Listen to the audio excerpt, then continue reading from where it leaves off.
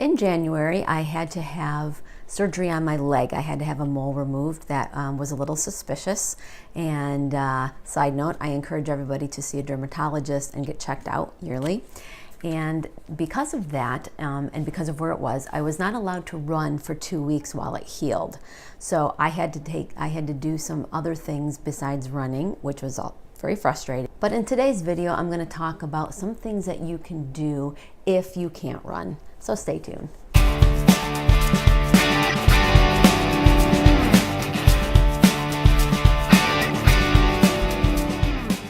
The mole I had to have removed was found last April, and they did a biopsy on it, and it looked suspicious, but they said that I could wait until I was out of my training time to get it removed. And so this past January, I had it removed on the day that I was supposed to start marathon training.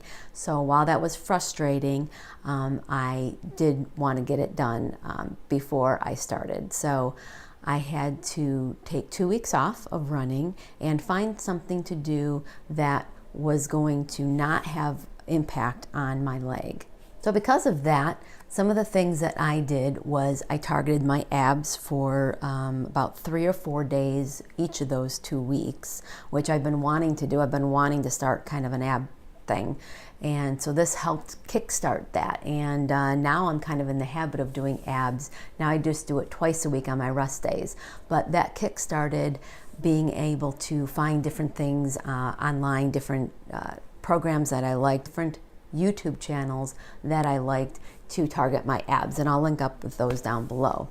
I also did more upper body work than I'm used to, and that too has developed now into a good habit. So these 2 weeks off have kind of started a better strength training program than I've been doing. I know that strength training is very important as a runner, but I've been very, very lax at it. So these 2 weeks helped me to get more into the habit and take my rest days and do more upper body strength and the ab work. I was allowed to do some low impact cardio, like the elliptical, because I wasn't bouncing my legs up and down. So I did elliptical training at the gym, and I also did some stair stepping. I wasn't allowed to do any high intensity stuff, no jumping and things like that. And I thought that the using the spin bikes would be a little too much too for my leg with the stitches. But I did the elliptical and I did do the stair stepping. Also on YouTube, you can find a lot of low impact cardio exercises that you can do and workouts that will help keep your heart rate up, but you're not doing a lot of the bouncing and you're not doing a lot of the things that are going to hurt your legs. I did some squats and some lunges in some of the workouts that I did, which I absolutely hate. I hate squats and lunges, but I did do some to try to keep my fitness up in my legs and keep the muscles active while I wasn't going to be able to run, because I really did not want to lose any fitness since I was going to be jumping into marathon training 2 weeks later than I was supposed to. Now, if you have a running injury, which is, obviously different than having surgery, and you are allowed to use your legs, then I would suggest swimming is a good thing that you can do to keep your body active and to keep your legs engaged while you're healing from that injury. Also, if you have a swim vest, they have vests that you can buy so that you can run in the pool even if it's very deep, and actually that's what you're supposed to do, and so it will keep you upright as you're using your legs to kind of run across the pool. And it's very low impact and can help strengthen your legs and keep your legs strong while you're healing from an injury.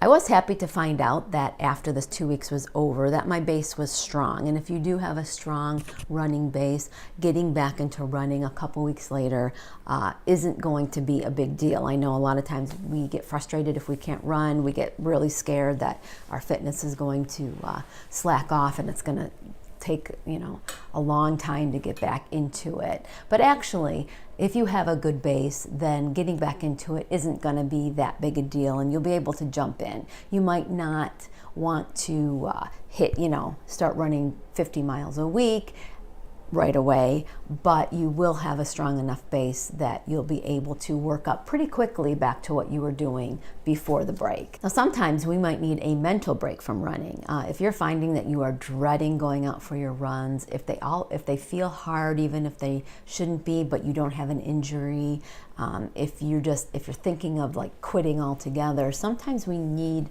a mental break. And in that case, my suggestion is to just stop running. Stop running for a week. Stop running and go do something else to keep up your fitness, but also to see how you feel coming back to it maybe a month later or a week later, or however long that you feel like you have to take off. Sometimes we have to miss it in order to fall in love with it again. So maybe you need a long enough break so that you're missing it, and then maybe you're out and about and you see somebody running and you get jealous, or a race comes up and somebody wants you to run it with them and you start getting excited about it again. So I would say, instead of trying to slog through, if you're really, really dreading your runs, give yourself a break and take off and just do something different, do something else, and see if getting back to it then after a period of time helps you feel better about it. And that way we won't burn out and then quit altogether and then just stay home and start watching movies and binging on Netflix and eating all day long. So if you have any questions about running in general, or if you have any suggestions about other things that you can do if you can't run for a period of time, please comment down below. My email address is sherry@wrinkledrunner.com. If you have any questions about my running journey or about running in general, hop on over to the blog wrinkledrunner.com